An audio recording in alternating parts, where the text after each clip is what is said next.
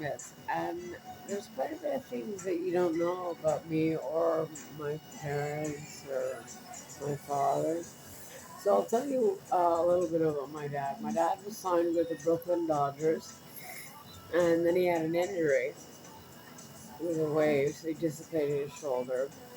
And he came to Montreal, and he fell madly in love with Quebec. He just fell madly in love. And then he had this idea of underground shopping, which would later be Place Ville Marie. He knocked on many, many doors. I just read all the letters. And he had a dream, and everybody said it couldn't be done, and it was. And it was my dad. And he was really a wonderful, wonderful man. I mean, he donated. There's a Walkley and Coast Road, and he donated that as a community center for that area. It was just a wonderful soul. And so I'm wearing this baseball hat to let you know. Um, my dad, it was a pretty good segue. Not even a word was said, but here's the hat, right? Here's your hat. What's your hurry? Here are your keys. Leaving so soon? I find those hilarious. Anyways, it is Kibitz and Bets, and my dad was just a phenomenal person. And Place Marie, he ended up revolutionizing uh, underground shopping in Canada. He revolutionized it. And he was so humble too. And what a father he was. I mean, he used to drive me to riding. I had a scholarship for diving. He'd stand at the bottom of hills with no gloves on, waiting for me to ski down it. I mean, it was just incredible. And he died early. And the ironic thing is, yes, he had a disease, but he died basically of cirrhosis. The man never had a drink a day in his life. Anyways, I'm getting through one day at a time, but it's not easy, and I still don't see the point. It all seems like an exercise in futility to me. But who am I to say? I'm not doing God's job. I really hope it ends soon because I can't live up here all summer long. And my feelings are so broken. I mean, when is the truth going to prevail? Do you know the first time was, I guess, when he did certain things, certain chemicals that would make him be a more aroused, and he'd order call girls, which, like, was a dagger in my heart. But he didn't come home for 2 days. He was like, I want to go see the noise. Well, where were you? Where were you? I've been waiting here.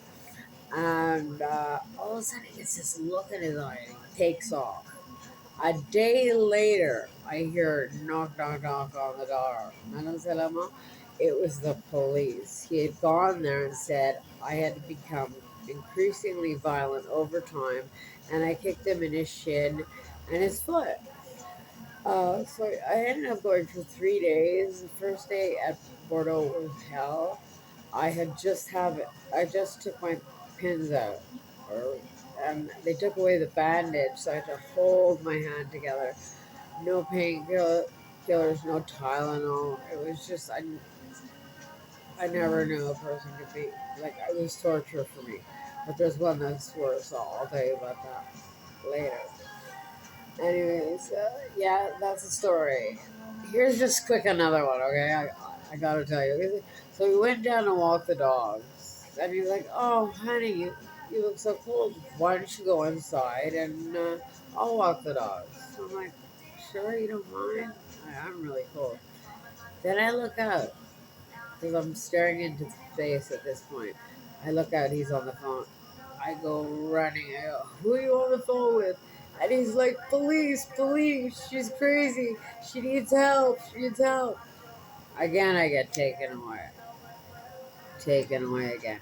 I lived at 2060 West Broadway for over 10 years. Not one phone call was made to the police. I moved in and I understand he 10 times a year was average for him to call police. Um, so yeah. One more quick thing. He said he'd be right home, and I fell asleep in the interim.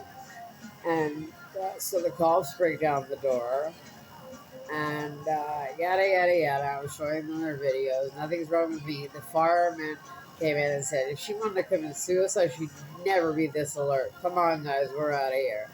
And he's trying to convince them. All the while, his chemical was downstairs in the basement. And so I said to the officer, because our bell hadn't been working in a couple of weeks, I said, the bell doesn't even work. How do you want me to wake up or hear it even back here? I said, try it. It doesn't work. Do you know he fixed it? He fixed it. He fixed the doorbell and it rang. I was like, oh, this is so bad. Oh, it's really, really bad. Really bad. Anyways, yeah, those are three good ones. Really good.